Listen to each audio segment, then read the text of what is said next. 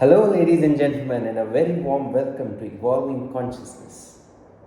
If you're visiting this channel for the very first time, this channel talks about personal mastery. This channel shares wisdom which can be incorporated in any from a person or from any walk of life, and he can ascend in his personal mastery trajectory. Also, he can develop himself into a better version. We talk a host of topics in this channel. We talk topics which deal with holistic development. We talk on topics dealing with nuggets of wisdom from spirituality. The whole crux of this channel and my sincere intention in creating this channel is to be of service to as much people as possible, and in the process integrate my own knowledge and convert it into wisdom. Because this world requires people who can share positivity, who can make wisdom viral. Today's video is something which has the potential to create everlasting changes in you. Habits. Something which we all struggle with. Building good habits, breaking bad habits.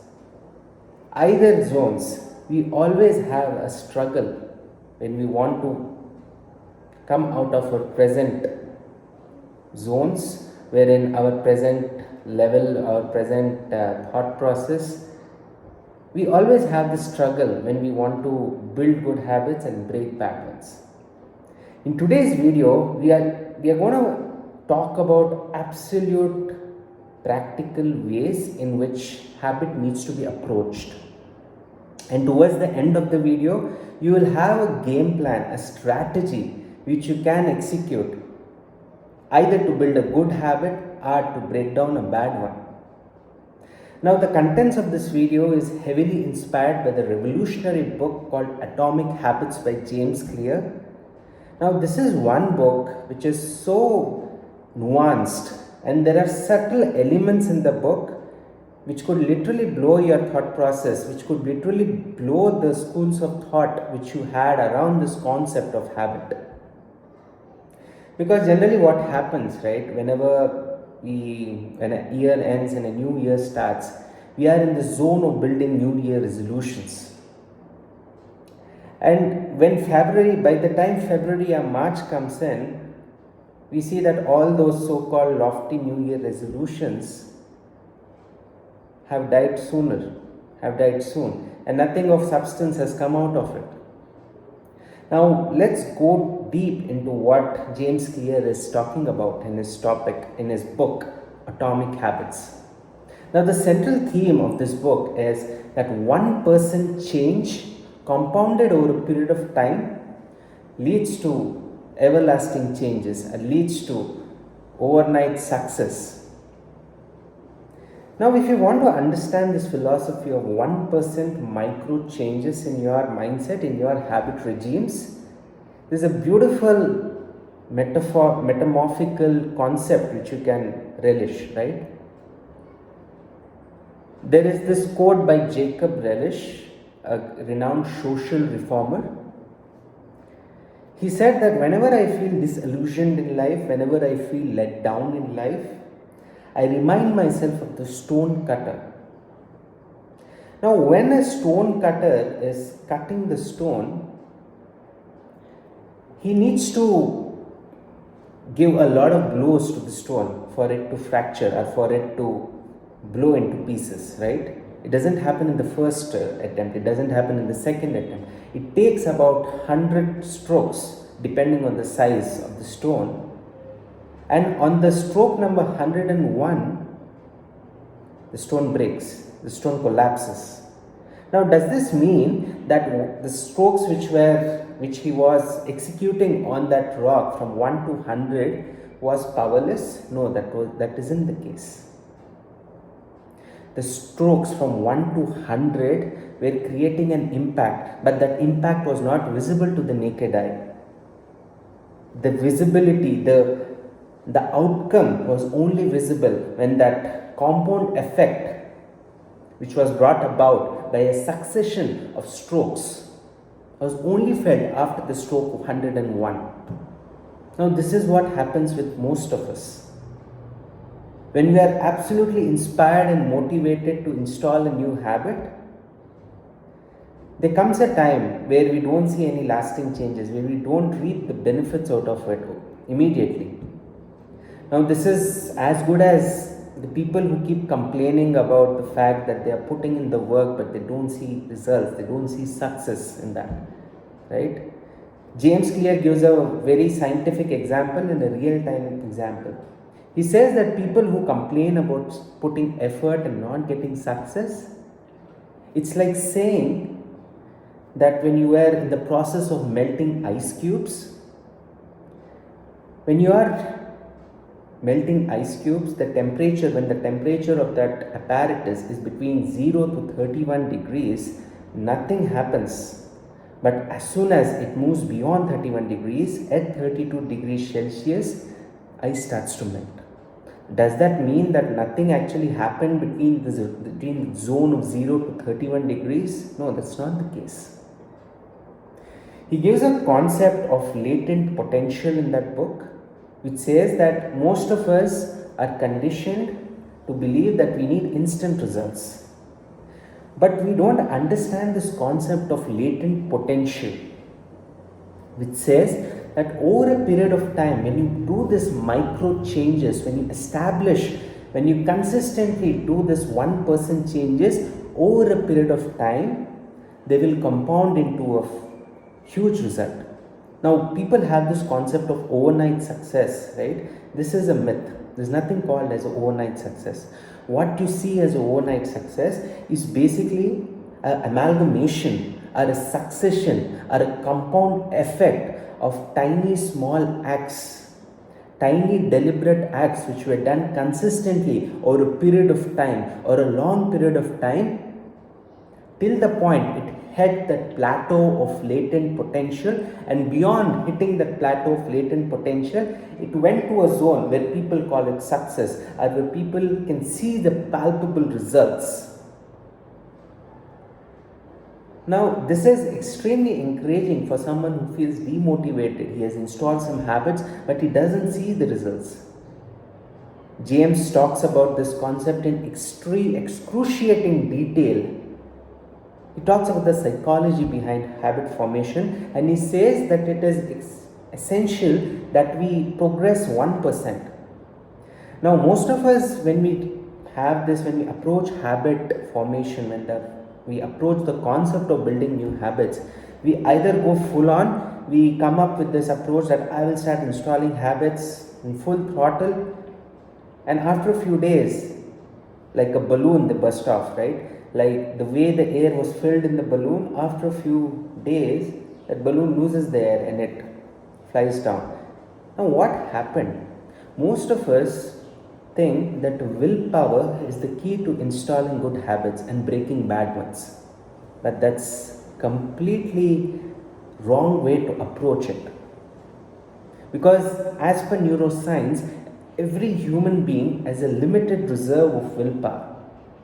And we cannot move beyond a certain threshold, beyond a certain bandwidth. Hence, instead of approaching the science of habit formation through this direct willpower, discipline approach, it is essential that we understand the mechanics of how habits are formed. So the first lesson which you can get from this book, Atomic Habits from James Clear, he says the 1% compounding works. Second, he talks about this framework through which habits are formed. He says the 4 elements which constitute any kind of a habit. Number 1 is cue, number 2 is craving, number 3 is response, and number 4 is reward.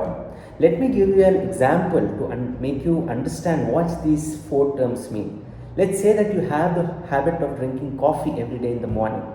So the psychological cue would be for you to wake up. Now, once you wake up, the craving for the coffee has come up. As soon as you go towards the coffee machine and you endeavor in trying to create the coffee and try and make the coffee, you sip it up. And third, as soon as you sip it up, you have the response. Response is when you take the glass of coffee and you sip it, right? And the fourth, the reward. The reward is that you feel great, you feel fresh. Now this cycle, right, the cue, craving, response, reward can be applied to any habit. Let's say that you want to travel to a particular destination. Now the cue would be that you have that urge to travel, you see a particular situation wherein you want to go to the destination at a certain place and time. Now the craving would be to step inside the car. The response would be to drive the car, and the reward would be the fulfillment of your desire to reach the destination. Another example, let's say that you have someone who is addicted to sweets, right? Now whenever you see sweets somewhere around, you automatically develop that craving, that neurotransmitter in the brain which is conditioned to that habit.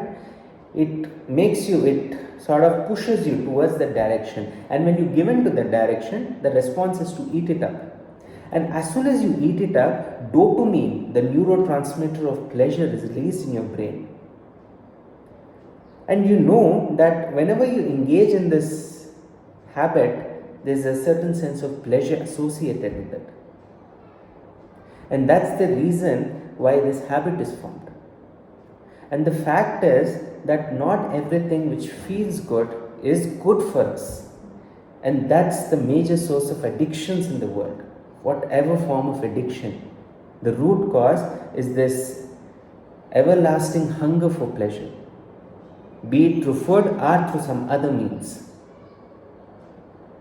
Now James says that if you understand this framework, the cue, craving, response and reward framework, then you can design a particular environment which will help you easily install new habits or break bad ones. Now he says that make it obvious. If you want to utilize the cue framework for your advantage, to your benefit, you can think to make it more obvious. Let's say that you want to give up your habit of eating sweets. One thing you can do is deliberately, wherever we are in most of the time, in our wherever we spend most of our time, we can deliberately make sure that we don't see anything related to sweets, right? Now this is one way of doing it, and make it unattractive and make it less rewarding. The more you associate your pleasure with this habit, the more the brain is going to push you towards that. And this can be applied also in installing healthy habits. Now suppose you are someone who wants to install a habit of regular exercise. One easy activity which can be done is to keep your gym clothes front of you a day before you choose to start exercising. Like let's say you want to exercise tomorrow morning, today nights you can keep a particular set of gym clothes which is clearly visible to you wherever you are moving around. Now this will give a trigger to your brain that this is something I want to do. And he also says that you need to make it enjoyable. You need to link that particular habit to a certain other pleasurable event, so that you work on this concept of temptation bundling, which says, he gave an example of an engineering student who in a very geek way installed this habit of exercise. So this person was not very fond of exercise, but he was extremely fond of Netflix.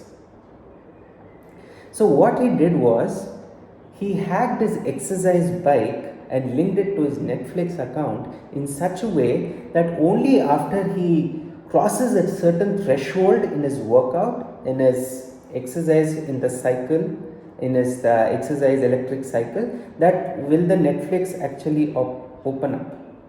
So basically he had linked the threshold of his performance in his exercise to the opening up of the Netflix account. Now what this essentially made him do is, it created that reward loop for him to exercise better, for him to give more reason as to why he should exercise more. Now, this can be, you need not be a geek to install good habits, right? You can always think how you can fool your neurotransmitters, how you can fool your brain such that the habits which seem difficult for you to install, link that with something which is pleasurable.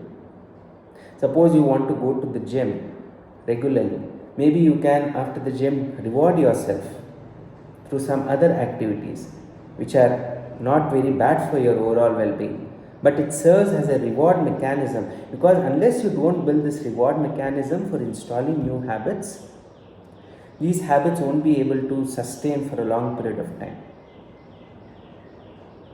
Hence, it is very essential to make it obvious, to have the elements of this particular habit you want to install right in front of you. It is said that the vision is probably the most powerful sensory stimulus a human being has, and what you see has a direct correlation in your neurological architecture. So the things which are visible, the things which we can see from our visible apparatus, they have a more lasting impact on our brain. So the objects which facilitate in creating new habits, these are the objects which we need to make it obvious around us. And James, in his entire book, he talks about building systems rather than focusing on the goal. Because if you are strenuously focusing on the goal without a proper plan or without a proper system design, you are not going to be successful in installing new habits and breaking bad ones. He talks about this concept of designing a holistic system which facilitate the process of building a good habit without any need for utilization of willpower and discipline. Because now we are not using willpower and discipline to build that habit. Your system, your entire environment is so designed that you will automatically start enjoying installing that new habit. Because you have tuned the way that your brain works. Your neurotransmitters are aligned in a different way. Now he also talks about a very nuanced element, which I would call the lesson 3, which I learned. He says that you need to change your identity in order to install new habits. Now what this means, normally when we talk about this habit loop, we say that let's say that somebody wants to build a 6-pack abs, right? Now this demands exercise and a serious diet regime. Now instead of having this thought process of what goal I need to achieve, he says that you need to bring that identity within yourself, saying that if you were what you want to become, instead of telling yourself what you want, ask yourself this question: what do I want to become? What kind of traits I want to inculcate in my consciousness? With the change in habits, change in behaviors is automatically seen. Change in identity, change in behaviors is automatically seen, and those change in behaviors will lead to change in habits. So it is very essential that we understand the mechanics of habit formation instead of going with a blind eye approach of just using willpower and discipline to install new habits. Because that's not going to be sustainable. You might start doing something for some time and later on you may fall prey to your neurotransmitters, right? This cue, craving, response and reward system will sort of hijack your willpower and discipline, because you all have a limited reserve of willpower and discipline. Hope this video made sense to you, and if you want more details about this entire framework, I would highly recommend you to go through the contents of Atomic Habits. It's a phenomenal book, and it talks about such nuanced aspects of habit forming that most of us are not even aware of it. Hope this video was of immense value to you, and if you really enjoyed this video, don't forget to like and share the contents of the video. Also, don't forget to subscribe to the channel. Thank you so much and meet you in the next video.